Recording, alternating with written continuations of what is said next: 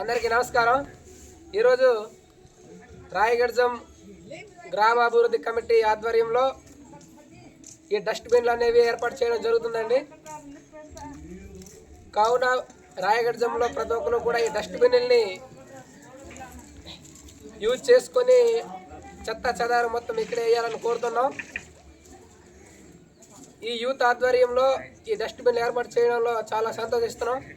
ఎందుకంటే ఈ డస్ట్బిన్లు అనేవి మనం చాలా చక్కగా యూజ్ చేసుకోవాలి.